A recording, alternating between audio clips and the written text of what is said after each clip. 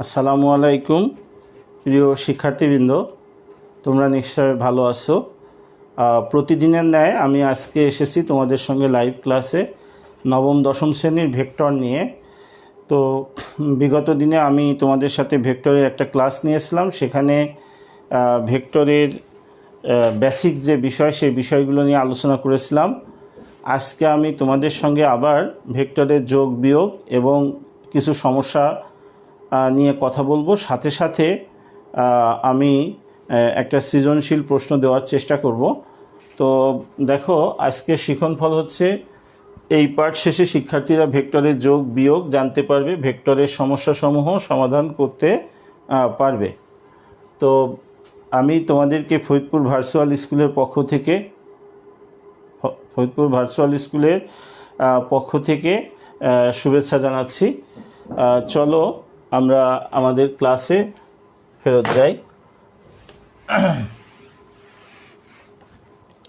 প্রথমেই আমি ভেক্টরের যোগ নিয়ে কথা বলবো। ভেক্টরের যোগ মানে এই অধ্যায়ে যে কয়টা ইম্পর্টেন্ট জিনিস আছে তার মধ্যে ভেক্টরের যোগ এবং বিয়োগ আমাদের জানা উচিত।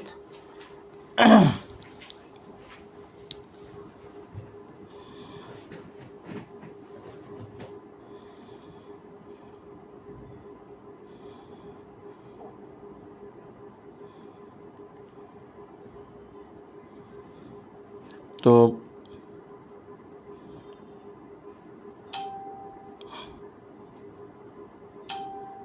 আমাদের রেজাল্ট কমে যাও। হ্যাঁ,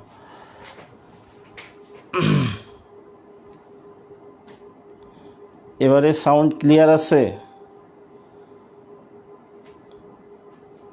হ্যাঁ আনিকা, সাউন্ড কি ক্লিয়ার? ওকে। তো ভেক্টরের যোগ আমরা নিয়মটা আগে একটু দেখে নেই যে দুটি ভেক্টরের যোগ করতে হলে প্রথম ভেক্টরের প্রান্ত বিন্দুতে দ্বিতীয় ভেক্টরের আদি বিন্দু বসাতে হবে। এটা হলো প্রথম কাজ। দ্বিতীয়ত হলো ভেক্টর দ্বয়ের সমষ্টির মান হবে প্রথম ভেক্টরের আদি বিন্দু ও দ্বিতীয় ভেক্টরের প্রান্তবিন্দু সংযোগকারী রেখাংশ। দিক হবে প্রথম ভেক্টরের আদি বিন্দু হতে দ্বিতীয় ভেক্টরের প্রান্ত বিন্দুর দিকে। তো আমরা এই একটা ভেক্টর এবি ভেক্টর বলছি যে দুটি ভেক্টর যোগ করতে হলে একটা ভেক্টর প্রান্তবিন্দুতে অপর ভেক্টরের আদিবিন্দু বসাতে হবে। আদিবিন্দু বসালাম, এটা বিসি ভেক্টর। তাহলে একটা ভেক্টর প্রান্তবিন্দুতে অপর ভেক্টরের আদিবিন্দু বসালাম। এখন এই ভেক্টর দ্বয়ের যোগফলের মান হবে এই প্রথম ভেক্টরের আদিবিন্দু আর দ্বিতীয় ভেক্টর প্রান্তবিন্দু যোগকারী যে রেখা, সেই রেখাংশটাই হবে এই দুই ভেক্টরের রেখাংশ, মানে রেখাংশের দৈর্ঘ্য হবে এই দুই ভেক্টরের যোগফলের মান। আর দিক হবে প্রথম ভেক্টরের আদিবিন্দু হতে দ্বিতীয় ভেক্টর প্রান্তবিন্দুর দিকে। তাহলে দিকটাও আমরা দিয়ে দিয়েছি। তাহলে এখানে আমরা লিখতে পারি যে AB vector plus BC vector সমান হচ্ছে কি এসি ভেক্টর। তো এই ভেক্টরের দুটি ভেক্টরের যোগ যদি আমরা কমপ্লিট করি, কমপ্লিট করার পর আমরা একটা ত্রিভুজের মতো পাই, এই জন্য এই ভেক্টরটাকে আমরা কি বলছি, ভেক্টর যোগের ত্রিভুজ বিধি। তো এখানে লক্ষ্য করো, আমরা যদি একটু কৌশলী হই তাহলে খুব সহজেই দুটি ভেক্টরের যোগফল আমরা বের করতে পারি। এখানে দেখো কমন বিন্দু আছে কি, বি, তাহলে কমন বিন্দুটা বাদ দিলে আগে যে বিন্দু সেই বিন্দুটা আগে বসাবো, পরের বিন্দুটা পরে বসাবো, তাহলে এসি ভেক্টর। আমার যদি বলে যে ত্রিভুজ পি কিউ আর, এখানে পি কিউ ভেক্টরকে দুটি ভেক্টরের যোগফল আকারে প্রকাশ করতে হবে, কিউ আর ভেক্টরকে দুটি ভেক্টরের যোগফল আকারে প্রকাশ করতে হবে, পি আর ভেক্টরকে দুটি ভেক্টরের যোগফল আকারে প্রকাশ করতে হবে। তাহলে আমরা কিভাবে করব খেয়াল করো, এখানে আমার ত্রিভুজটা আছে পি কিউ আর, অর্থাৎ পি কিউ এবং আর হচ্ছে তিনটা শীর্ষবিন্দু। তো এখানে দুইটা শীর্ষবিন্দু আছে, একটা শীর্ষবিন্দু অনুপস্থিত, কে, আর। তাহলে এখানে আর অনুপস্থিত, এই আরটাকে তুমি মাঝে কল্পনা করবা। আরটাকে যদি মাঝে কল্পনা করো, মাঝে কল্পনা করে প্রথমটার সাথে মাঝেরটা, মাঝেরটার সাথে শেষেরটা, তাহলে পি আর ভেক্টর প্লাস আর কিউ ভেক্টর, এভাবে আমরা লিখতে পারি।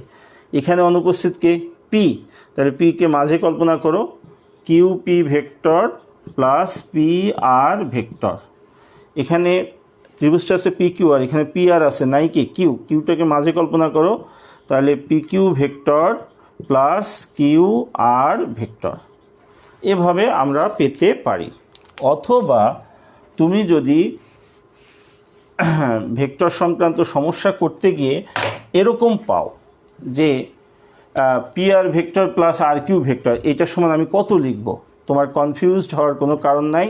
এখানে কমন বিন্দুটাকে, কমন বিন্দুটা বাদ দাও, কমন বিন্দু আর বাদ দিয়ে আগেরটা আগে পরেরটা পরে, এভাবে লিখে ফেলতে পারি। তাহলে তুমি বলো যে এখানে কি হবে, এখানে কমন বিন্দুটা বাদ দাও, বাদ দিয়ে আগের বিন্দুটা আগে পরের বিন্দুটা পরে, তাহলে এটাও হবে কি, কিউ আর। এখানে কমন বিন্দুটা বাদ দাও, বাদ দিয়ে আগের বিন্দুটা আগে পরের বিন্দুটা পরে লিখে পি আর। এভাবে আমরা ভেক্টরের যোগ করতে পারি। এবারে আমরা ভেক্টরের বিয়োগ শিখব।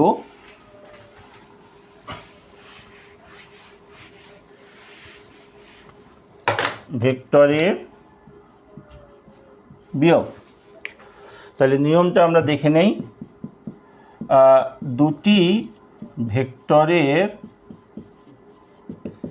বিয়োগ করতে হলে কি করতে হবে আমাদের, প্রথম কাজ হলো উভয় ভেক্টরের আদিবিন্দু একই বিন্দুতে বসাতে হবে। উভয় ভেক্টরের আদিবিন্দু একই বিন্দুতে বসাতে হবে। আমরা একটু লক্ষ্য করি, এই যে দুইটার আদিবিন্দু একই বিন্দুতে বসালাম, O A vector O B vector. এখন আমি যদি এরকম লিখি ও এ মাইনাস ও বি, তাহলে এটাকে আমি প্রথম ভেক্টর বলবো আর এটাকে নাম দেব দ্বিতীয় ভেক্টর। তো উভয় ভেক্টর আদিবিন্দু একই বিন্দুতে বসবে। আর কি করতে হবে, এই ভেক্টর দ্বয়ের বিয়োগফলের মান হবে, কি হবে, মান হবে উভয় প্রান্ত বিন্দু সংযোগকারী রেখাংশ। খেয়াল করো, এই ভেক্টর দ্বয়ের বিয়োগফলের মান হবে এই উভয় ভেক্টরের প্রান্তবিন্দু সংযোগকারী রেখাংশ। এই রেখাংশ অর্থাৎ এ বি, এটাই হবে এই দুই ভেক্টরের বিয়োগফলের মান। আর দিক হবে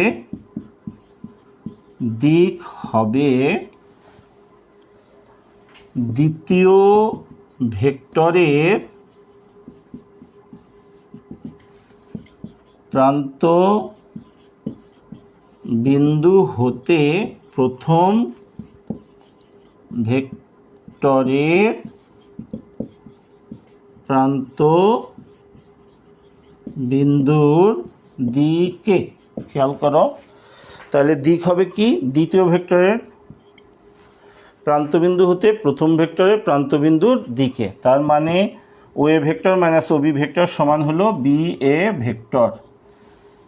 যোগের মতো দেখো এখানেও কমন বিন্দু কে, কমন বিন্দু আছে আমার ও, তাহলে ও বাদ দাও, ও বাদ দিয়ে কমনটা বাদ দেওয়ার পরে পরে যে বিন্দুটা আছে সেই বিন্দুটা আগে বসবে, আগে যে বিন্দুটা সেই বিন্দুটা পরে বসবে। আমি যদি এরকম করতাম যে O B vector minus O A vector, তাহলে এটা হয়ে যেত আমার প্রথম, এটা হয়ে যেত দ্বিতীয়। সেই ক্ষেত্রে তো দেখো কি হচ্ছে, এই কমন বিন্দুটা বাদ দাও, কমন বিন্দুটা বাদ দিলে পরে কি পাচ্ছি আমরা, বি আর এ, তাহলে শেষের বিন্দুটা আগে বসবে এ বি ভেক্টর। এভাবে আমরা ভেক্টরের যোগগুলো বিয়োগগুলো করতে পারি।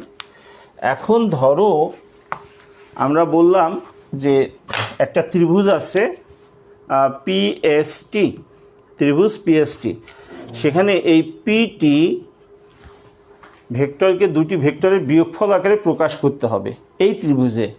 তাহলে এখন দেখো এখানে কোন শীর্ষবিন্দুটা নাই, নাই হলো এস। তা আমরা যোগের বেলায় যেটা ছিল না সেটাকে মাঝে কল্পনা করছিলাম, কিন্তু এখন কল্পনা করব এই প্রথমে, যে বিন্দুটা নাই সেই বিন্দুটাকে প্রথমে কল্পনা করব। প্রথমে কল্পনা করে প্রথমটার সঙ্গে শেষেরটা নিব, তার মানে S T vector minus S P vector. প্রথমটার সাথে শেষেরটা আগে, আর প্রথমটার সাথে এই এখন পি এটা। এখন যদি আমি বলি টিএস ভেক্টর, তাহলে এখানে নাই কে, পি, তাহলে পি কল্পনা করো, তাহলে PS vector minus PT vector. এভাবে আমরা করতে পারি। তো ভেক্টরের যোগ বিয়োগ আমরা দেখলাম, এবারে আমরা কিছু প্রবলেমস করব।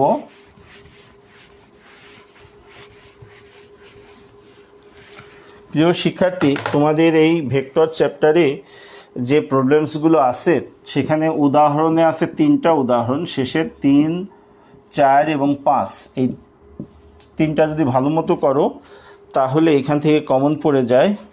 আর 10 থেকে 10, 11 অনুশীলনী এর 10, 11, 12, 13, 14, এই 5টা যদি করো তাহলেও কমন পড়ে যায়। তো আমরা চলো আজ 10 নম্বর করি। প্রথমে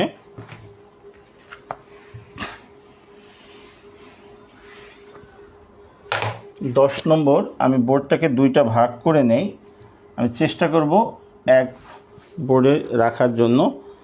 এখানে বলছে যে এ বিন্দু, বি বিন্দু, সি বিন্দু এবং ডি বিন্দু দ্বয়ের অবস্থান ভেক্টর দেওয়া আছে। তাহলে আমরা লিখি যে দেওয়া আছে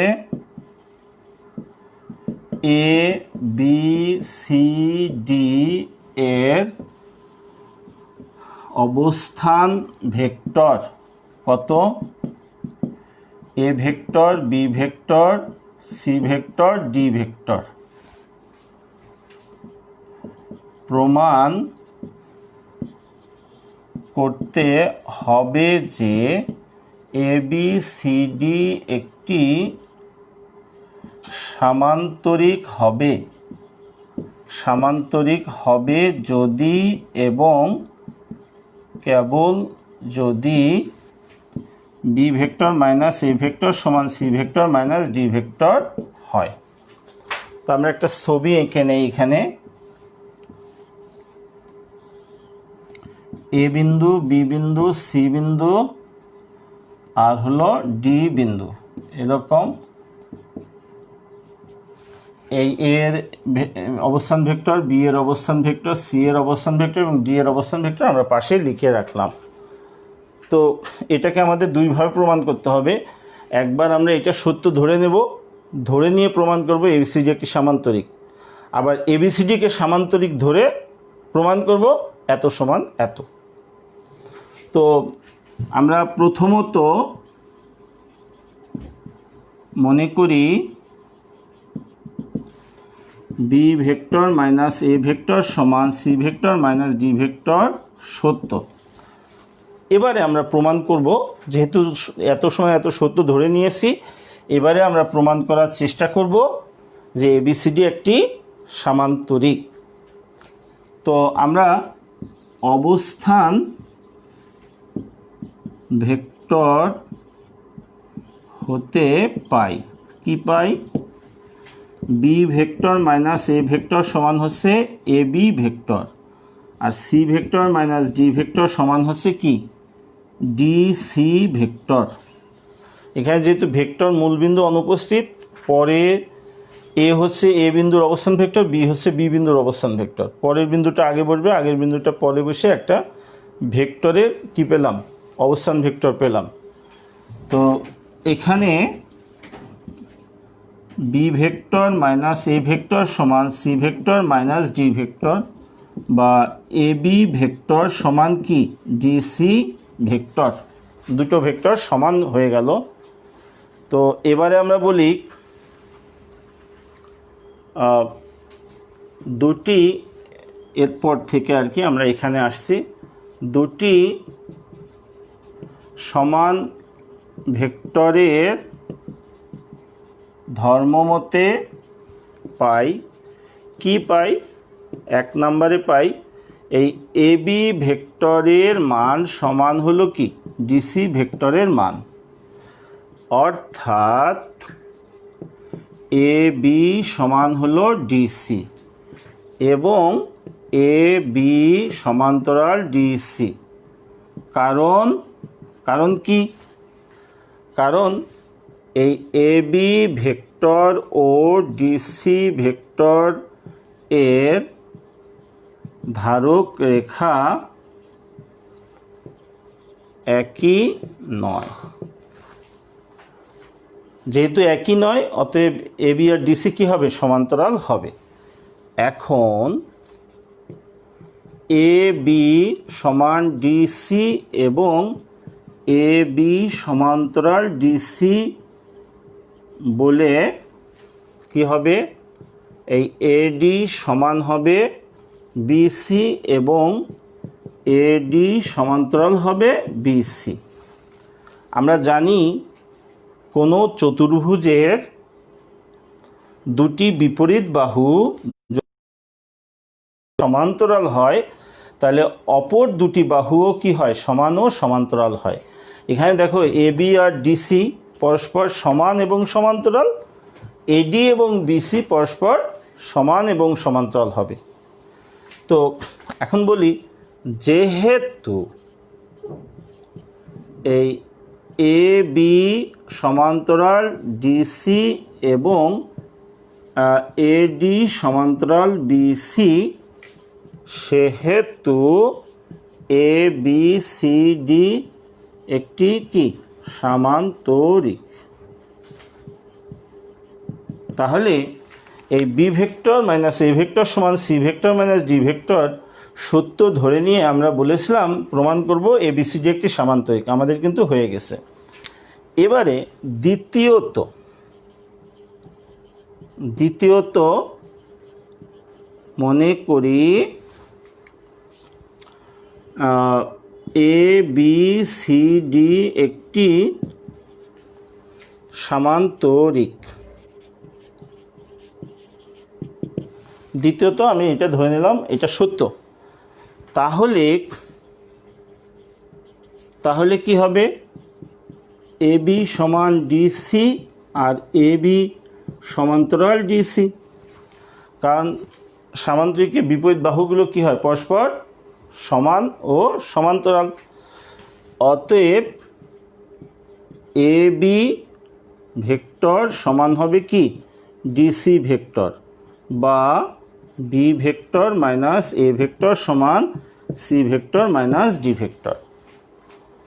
সুতরাং আমরা বলতে পারি যে এবিসিডি একটি সামান্তরিক। এর নিচে লিখে দিতে হবে। সুতরাং কনক্লুশনে লিখতে হবে, সুতরাং এবিসিডি একটি সামান্তরিক হবে যদি এবং কেবল যদি বি ভেক্টর মাইনাস এ সমান C vector minus D vector হয়। এভাবে এটা দুইবারে প্রমাণ করতে হবে।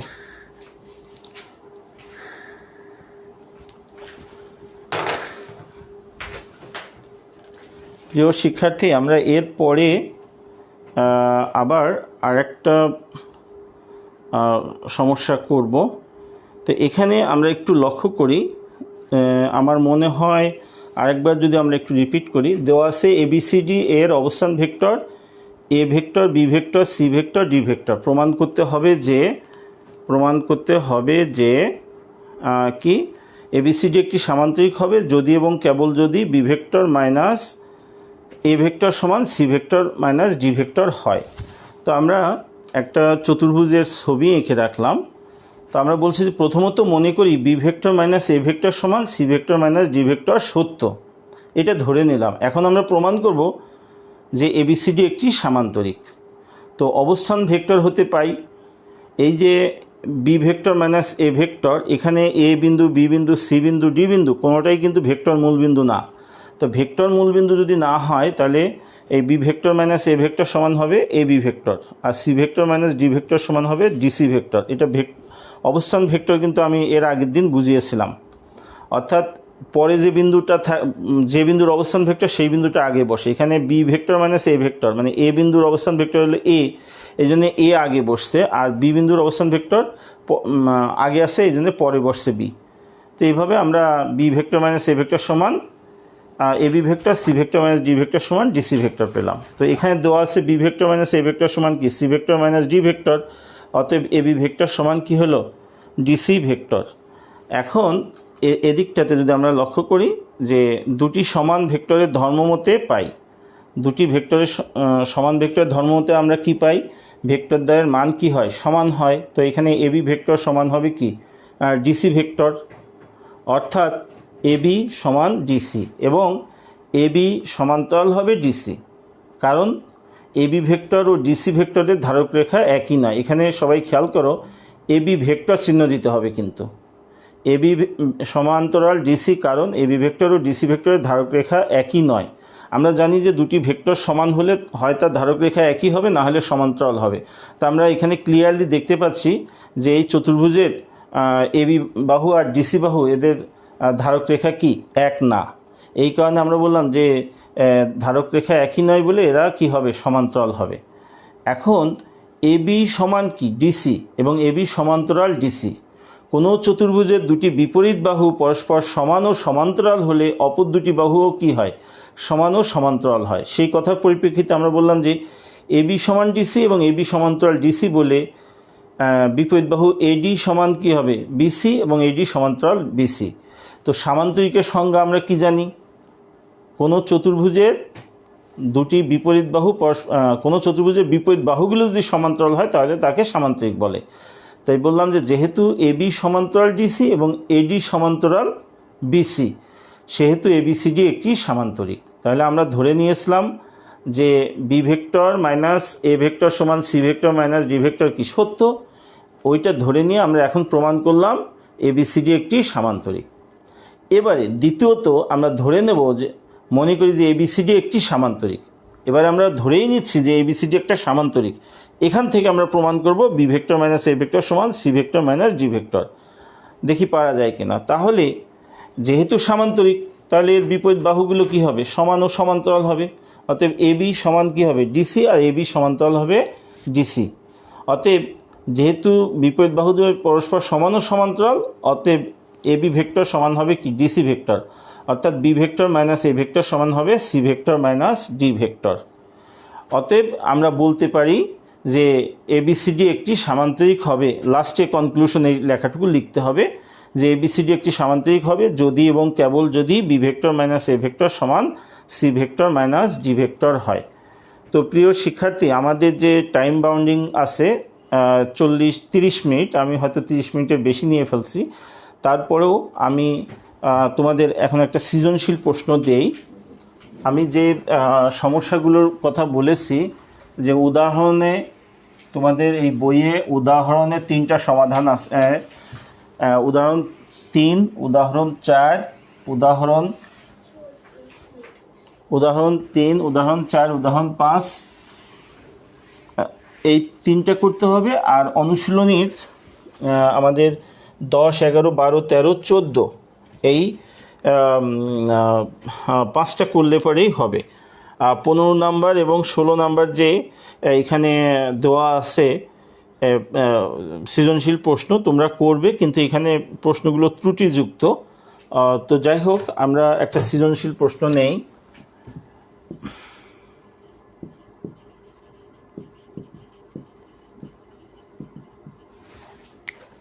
প্রথমে আমরা একটা চতুর্ভুজ নিয়ে নেই।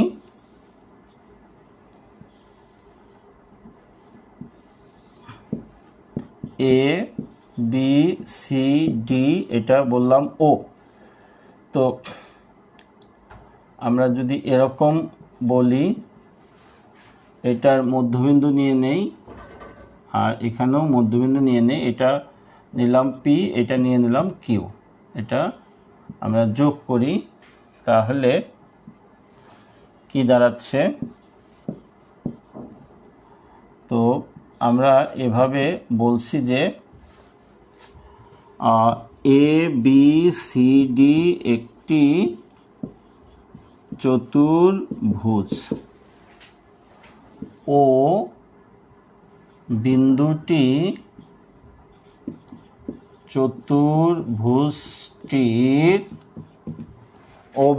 চতুর্ভুজটির মধ্যবিন্দু। আচ্ছা, তো ওসি এবং ওবি এর মধ্যবিন্দু যথাক্রমে কে পি এবং কিউ। আমাদের উদ্দীপক শেষ। এখন ক নাম্বার প্রশ্ন, দেখাও যে, একটা মাত্র শিখনফল দিয়ে প্রশ্নটা দিচ্ছি। OA vector plus AB vector plus BO vector সমান AB vector plus BC vector plus CD vector plus DA vector. এখানে একটি মাত্র শিখনফল আছে, যদিও প্রশ্নটা দেখতে অনেক বড় মনে হচ্ছে, একটু ট্রাই করলে তোমরা পারবে। এরপরে ভেক্টরের সাহায্যে প্রমাণ করো যে এ বি সি ডি একটি সামান্তরিক। আর গ নাম্বারে আমরা বলতে চাচ্ছি যে ভেক্টরের সাহায্যে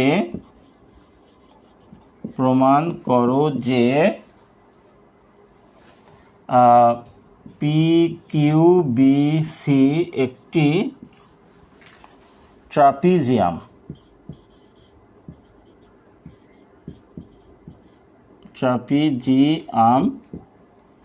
এবং পি কিউ সমান হাফ অফ বি সি।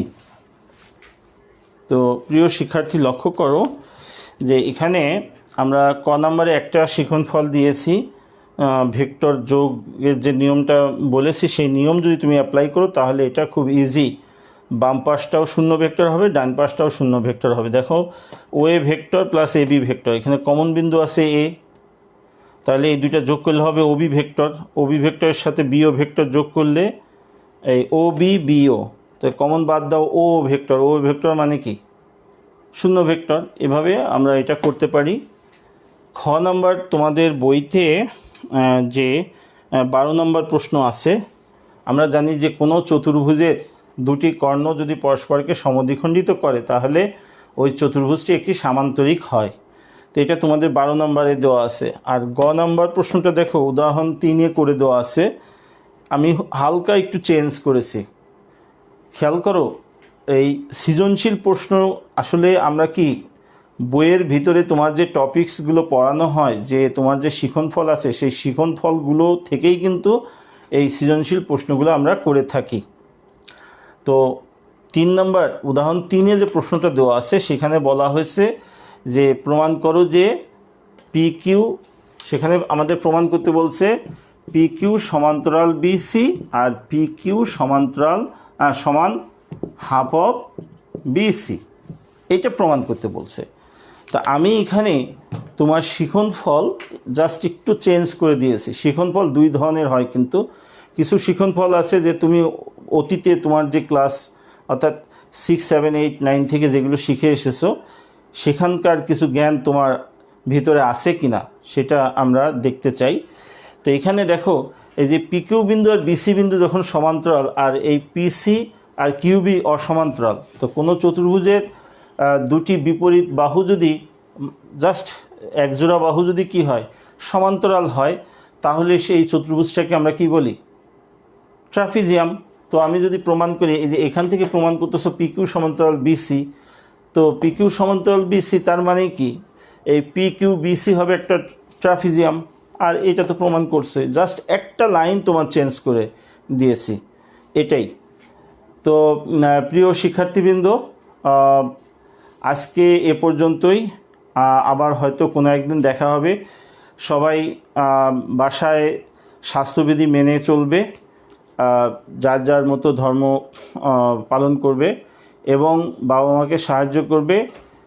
স্বাস্থ্যবিধি মেনে সবাই বাসায় থাকার চেষ্টা করবে। সবাইকে ধন্যবাদ জানিয়ে শেষ করছি। আল্লাহ হাফেজ। আসসালামু আলাইকুম।